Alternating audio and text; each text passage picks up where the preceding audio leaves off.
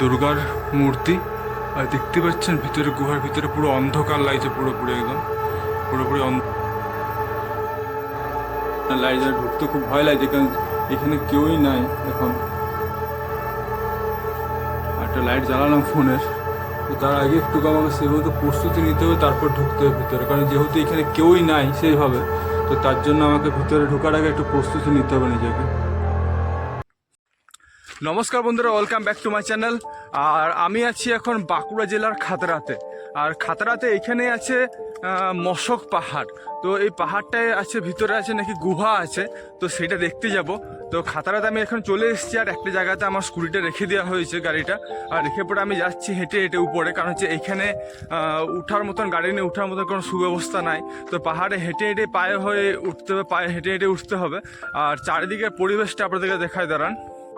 আর দুদিকের পরিবেশটা দেখুন, খুব সুন্দর একটা পরিবেশ, চারিদিকে গাছে গাছময়। আর দেখুন কত বড় বড় গাছ দেখতে পাচ্ছেন, কত বড় বড় গাছ, অনেক বড় বড় গাছ এখানে। দেখতে খুব সুন্দর লাগছে জায়গাটা। আর এই সরু রাস্তাটা হয়ে উপরে উঠতে হবে, অনেকটা উপরে উঠতে হবে, তার জন্য গাড়িটা আমাকে নিচে রাখতে হলো।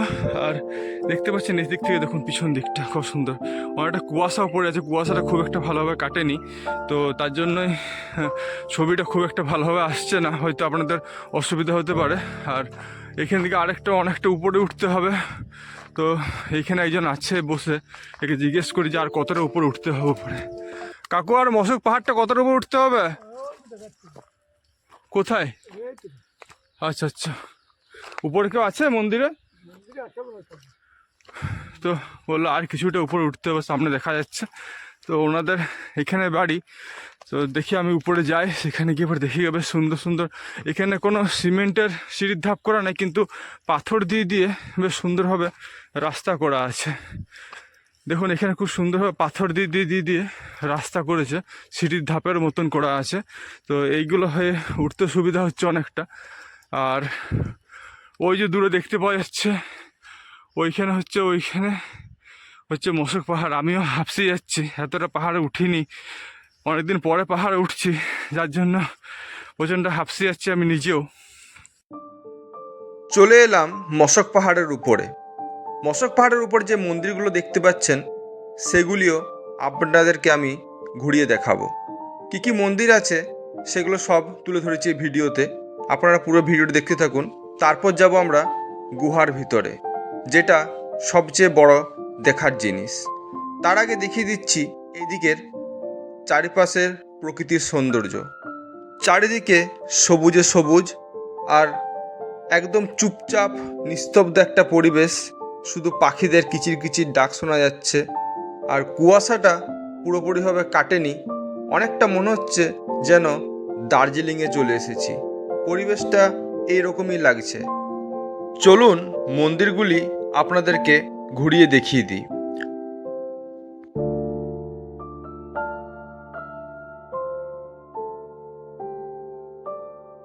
প্রথমেই ঢুকতেই এটি হচ্ছে শিব মন্দির। অনেক পুরনো শিব মন্দির এটা। দেখতে পাচ্ছেন শিব মন্দিরটির অবস্থা কীরকম। অবস্থা খুব একটি ভালো নেই। তো ভিতরে দেখি ঢুকে পড়ে কীরকম অবস্থা আছে শিব মন্দিরটি। এখানে আছে একটা শিবলিঙ্গ, এর বেশি আর কোনো কিছুই নেই। আর চারিপাশের মন্দিরের ভিতরটা দেখুন, খুব একটাও যে যত্ন আছে সেরকম খুব একটা যত্ন নেই। মন্দিরের ভিতরের অবস্থা খুবই খারাপ, সব প্লাস্টার ছেড়ে গেছে, খুবই অযত্নের মধ্যে আছে এই মন্দিরটি। সামনের এটা হচ্ছে কালী মন্দির, শ্মশান কালী আছেন এইখানে। তো সেইখানে যাই এবং মায়ের দর্শন ও প্রণাম করি। আপনারাও দর্শন প্রণাম করে নেন মায়ের। এটা হচ্ছে মায়ের মন্দির। আর দেখতে পাচ্ছেন যে মায়ের মূর্তি এখানে স্থাপন করা হয়েছে। আর এটা হচ্ছে শ্মশান কালী। এরপরে আরও দেখি একটু চারিদিকের পরিবেশটা, পাশাপাশি দিকটা দেখে নিই। এখানে ছোট চৌবাচ্চা আছে, আর এখানে কিন্তু জলের কোনো সুব্যবস্থা নেই। পুরোটাই কিন্তু জল নিচের থেকে নিয়ে এসে পড়ে পুজো করতে হয়, বা কোনো কিছু করতে গেলে নিচের থেকে নিয়ে আসতে হয়। তো সেটা ওঠানামা করতে অনেক কষ্ট হয়। আর দেখতে পাচ্ছেন দেয়ালে অনেক চিত্রশিল্পীদের নানান কার্যকলাপ করা আছে। মন্দিরের দেয়ালে দেয়ালে চিত্রশিল্পীরা একবার করে আসে এবং এসে পড়ে তাদের নিজেদের চিত্র কী তারা ভালোভাবে জানে চিত্র আঁকতে, বা কি নিজেদের নাম বা যা হোক খোদাই করে তারা কিন্তু এইখানে লিখে দিয়ে পরে যায়। আর এখানে পাথরের গায়ের মধ্যেই সিমেন্ট দিয়ে করা আছে মা মনসার মূর্তি, আর তার পাশেই আছে বাবা বিশ্বকর্মার মূর্তি। সিমেন্ট দিয়ে কিন্তু দুটোই বাঁধানো। আমি আছি এখন ফাইনালি এই গুহার কাছে, তো গুহার ভিতরে যাব, আপনার ভিডিও দেখে থাকুন। চলুন ভিতরে ঢোকা যাক গুহার ভিতরে। আর গুহার ভিতরে এখন ঢুকছি, আর ঢোকার প্রথমেই দেখাচ্ছি একটা ভয়ানক জিনিস দেখতে পেলাম, সেটা হচ্ছে দেখুন সাপের খোলস। দেখতে পাচ্ছেন কত বড় সাপের খোলস, মানে এখানে পুরো সাপের আড্ডা হয়ে আছে পুরো জায়গাটা। আর খুব সাবধানে ঢুকতে হবে, তার জন্য সব লাইট জ্বালানো হয়েছে। আর দেখতে পাচ্ছেন এখানটাতে আছে মা দুর্গার একটা মূর্তি করা আছে। এখানে আজকে অন্যান্য দিন এখানে নাকি অনেকে থাকে, কিন্তু এখন কেউই নাই। দেখতে পাচ্ছেন ভিতরটা কত অন্ধকার, আর কত বড় ভিতর দিকে গুহাটা দেখুন। আস্তে আস্তে যাবো গুহার ভিতরের দিকে। আর এখানে দেখছেন যে একটা ছোট্ট মতন মূর্তি করা আছে। আমি জানি না ভিতরে কেউ আছে কিনা নাই, কিন্তু আমার খুব ভয় লাগছে নিজেরও, কারণ ভিতরে অনেক বাদুর টাদুর অনেক কিছুই আছে। দেখতে পাচ্ছেন ভিতরটার অবস্থাটা, ওই দেখুন বাদুরগুলো সব উড়ে বেড়াচ্ছে চারিদিকে। আর একটু চেষ্টা করছে ভিতরে যাওয়ার জন্য। দেখছেন না কত বড় বড় দড়া পিঁপড়ে আছে, তার সঙ্গে এত বড় বড় পিঁপড়ে, মানে একবার কামড়ালে পরে ব্যাস খুব বাজে অবস্থা হয়ে যাবে পুরোপুরি। তার মধ্যেও আমি চেষ্টা করছি যাওয়ার ভিতরে। আর কোথায় কি আছে কিছু বলা মুশকিল। এখানে খুবই ডেঞ্জারাস জায়গা যাকে বলে এটা। মানে তখনকার যুগের মানুষরা কেমনভাবে থাকতো বুঝতে পারছেন তাহলে? এইভাবে তখনকার যুগের মানুষরা থাকতো। আমি একটা ফ্ল্যাশ লাইট জ্বালিয়েছি, আর তার সঙ্গে আমার গিম্বেলের লাইট জ্বালানো আছে। দুটো লাইট জ্বালিয়ে আমি ভিতরে আস্তে আস্তে ঢুকছি। দেখতে পাচ্ছেন যে ভিতরটা পুরো গ্যাস, আর ওইখানে একটা মায়ের মূর্তি আছে ছোট্ট মতন। আর এর ভিতরে আর কতটা কি আছে সেটা আমি বলতে পারছি না। তো আর একটু চেষ্টা করছি ভিতরে যাওয়ার, একটু ভিতরের দিকে। আর ওইখানে দেখতে পাচ্ছেন একটা ছোট্ট মতন গুহার মতন ফুটো আছে দেখা যাচ্ছে। আর এইখানেও আছে জায়গা আছে, ভিতরে আরো জায়গা আছে, ঢোকার জায়গা আছে। দেখি একটু ভিতরে ঢুকি, চেষ্টা করি যদি ঢোকা যায়। তো এখানে সব দেখছেন জল সব পড়ছে চারিদিকটাতে, এইদিকেও সব জায়গা আছে ঢোকার ভিতরে। দেখছেন কতটা ভিতরে জায়গা আছে, এতটা পর্যন্ত জায়গা নিয়ে আছে। আর এই দেখুন এগুলো পুরো জল সব করছে, জল পড়ছে, টপ টপ করে জল পড়ছে এগুলো। আর অনেকটা এখানে অক্সিজেনের অভাব হচ্ছে, কারণ হচ্ছে এখানে পুরোপুরি জায়গাটা খুবই ভিতরের দিকে, যার জন্যই পুরোপুরি মানে গ্যাস হয়ে আছে পুরো জায়গাটা। আর যত এখানে পাখিদের অনেকটা, যত পাখিদের এখানে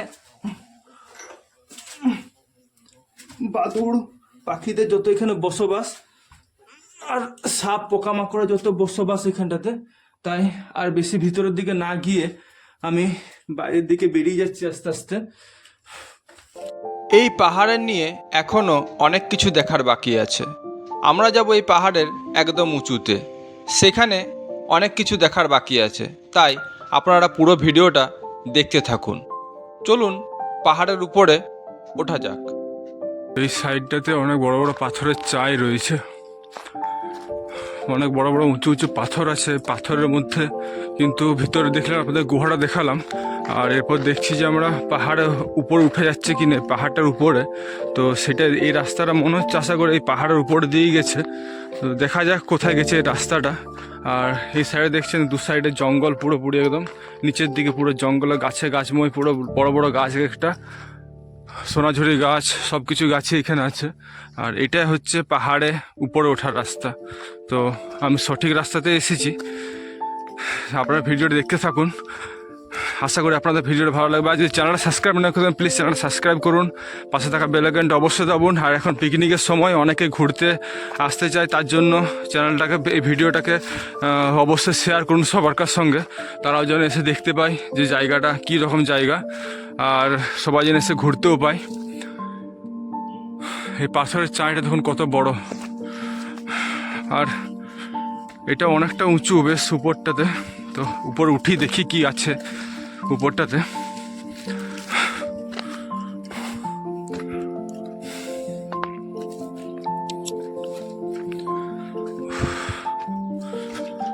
আর এই গাছগাছালিতে ভর্তি।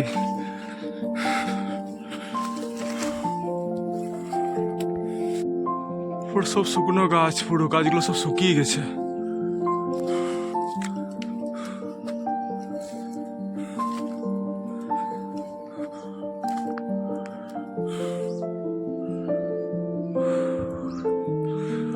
প্রত্যেকটা গাছ মরে গেছে উপরে।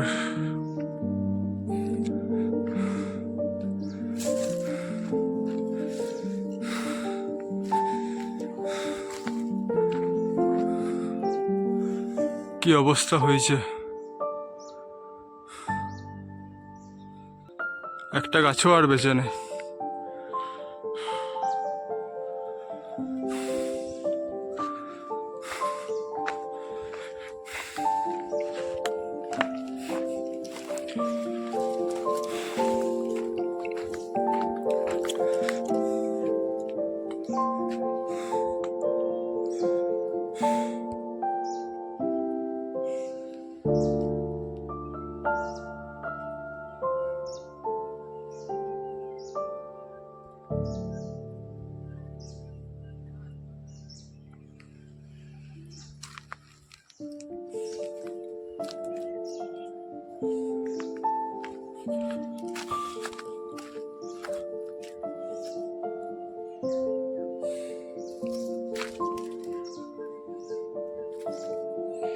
এই জায়গাটাও বেশ সুন্দর জায়গা, উপর থেকে কত সুন্দর লাগছে দেখুন দেখতে, উপর থেকে ভিউটা দেখুন।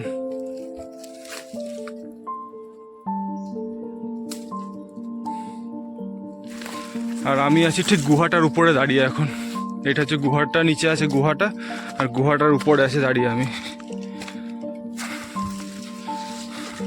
দারুণ জায়গা। আর প্রত্যেকটা গাছ সব মরে গেছে উপরে, উপরে একটা গাছও বেঁচে নেই, সব রোদের তাপে ঝলসে মরে গেছে। জল না পেয়ে রোদের তাপে সব গাছগুলো ঝলসে ঝলসে সব মরে গেছে, একটা গাছও আর বেঁচে নেই। শুধু কয়েকটি 2-4টি গাছ ছাড়া উপরের গাছ একটাও বেঁচে নেই, সব গাছগুলো সব ঝলসে মরে গেছে।